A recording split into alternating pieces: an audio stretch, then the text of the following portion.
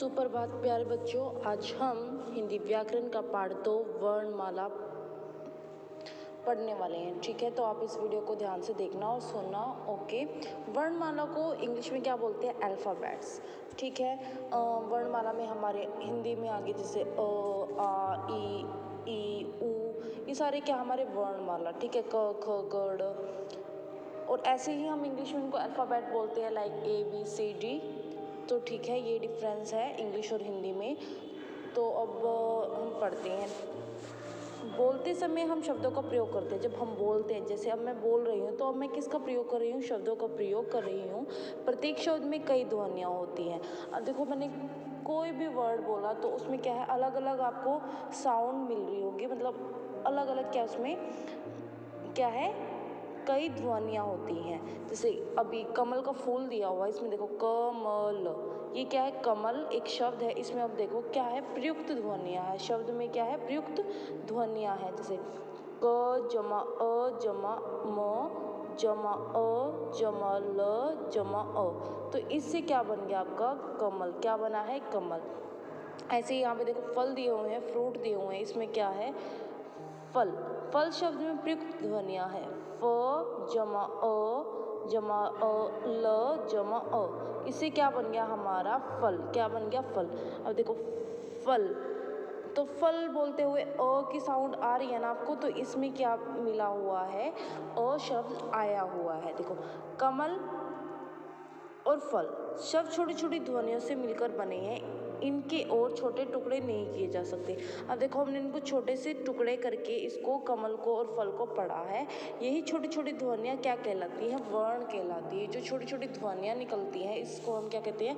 वर्ण कहते हैं। अब परिभाषा क्या दी हुई है? भाषा की सबसे छोटी इकाई ध्वनि को वर्ण कहते हैं। क्या है? भाषा की जो सबसे छोटी इकाई है, यानी कि ध्वनि है, उसको हम क्या कहेंगे? वर्ण कहेंगे। ठीक है, और वर्णमाला दी हुई है। भाषा में प्रयोग होने वाले वर्णों के व्यवस्थित समूह को वर्णमाला कहते हैं।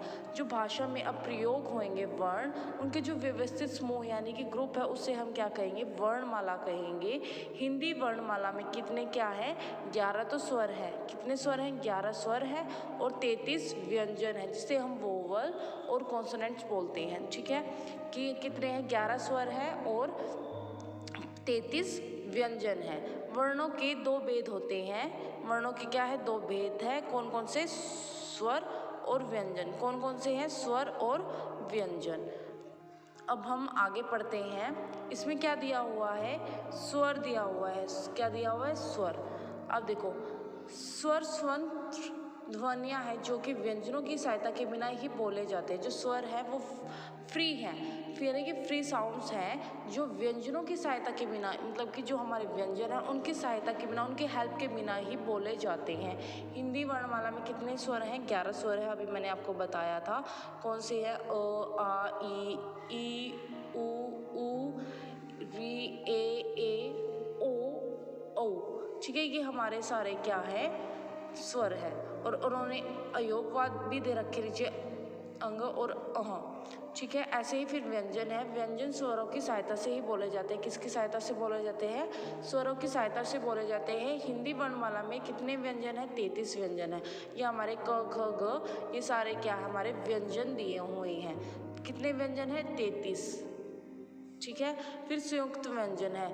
श्र त्र ज्ञ तथा श्र संयुक्त व्यंजन है। इन्हें संयुक्त व्यंजन इसलिए कहा जाता है क्योंकि ये 2 वर्ण के संयोग से बनते हैं। किससे बनते हैं? ये 2 वर्णों के संयोग से बनते हैं। जैसे श्र है, इसमें क्या है? क जमा श षटकोण वाला श जमा अ, यानी कि अ अनार, इससे बना है श्र।